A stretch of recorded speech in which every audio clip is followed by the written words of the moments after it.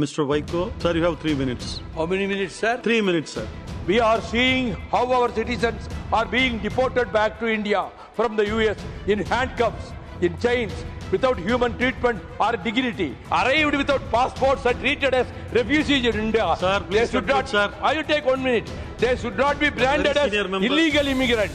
Hence, the MHA order issued on 23rd September 1986 should be reviewed and reminded. Before I conclude, I would therefore urge upon the Honorable Home Minister that they may be allowed to apply for Indian citizenship or LTV status based on the provisions of the Citizenship Act to resolve their current challenges as they are languishing in the camps and outside for more than 40 years. The next speaker is Mr. Vaiko. Sir, you have 3 minutes. How many minutes, sir? 3 minutes, sir. The allotted time is 3 minutes for you.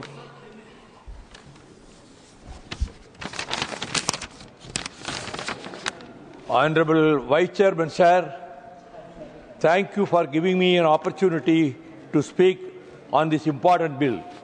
This legislation is attempting to replace 4 earlier acts relating to immigration, but it has been loaded with overriding powers. If you see class 3 of the bill, it gives unbridled powers to the immigration officers. In that, some kind of equilibrium should be maintained, because if it goes one-sided or lopsided, it may affect bilateral ties with the foreign countries. The immigration officers have the authority, and an officer or a person of head constable level has also been given the power to search and examine the documents and conduct raid. This class needs to be revisited, or review should be taken. This bill empowers the immigration officers to arrest individuals without a warrant if suspected of violating immigration laws. This provision raises significant concerns about potential misuse, arbitrary detentions, and infringements on individual freedoms. At the international stage, we are seeing how our citizens are being deported back to India from the US in handcuffs, in chains, without human treatment or dignity. Since January 2025, 636 Indian nationals were deported from USA to India, but the treatment meted out to deportees handcuffing, and even sick deportees were asked to remove their turbans.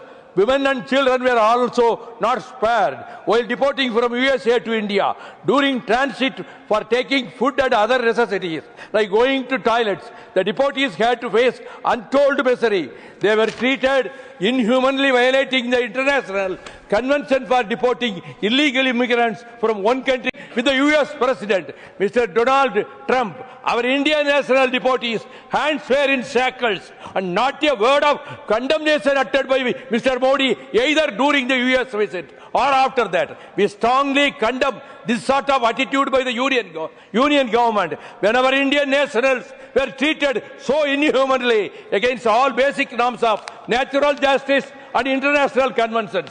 When the Citizenship Act, CAA, was enacted, we insisted that a provision should be made for conferring citizenship to migrants from Sri Lanka who are of Indian nationals, the Indian national origin. The present bill also does not address the regulation of Tamil refugees in India who have come from Sri Lanka during the ethnic civil war. There are about 90,000 Sri Lankan Tamil refugees who are put up in Mandapam and other refugee camps, rehabilitation camps, and are languishing for more than 40 years. There is a dire need to have compassionate and practical approach to grant of long-term visa, because it is established that they meet all the criteria laid down for LTV, as they had fled due to violence and ethnic persecution of their country, arrived without passports and treated as refugees in India. Sir, please conclude, sir. I will take 1 minute. They should not be branded as illegal immigrants. Hence, the MHA order issued on 23rd September 1986 should be reviewed and reminded. Before I conclude, I would therefore urge upon the Honorable Home Minister that they may be allowed to apply for Indian citizenship or LTV status based on the provisions of the Citizenship Act to resolve their current challenges as they are languishing in the camps and outside for more than 40 years. Thank you, sir. Thank you.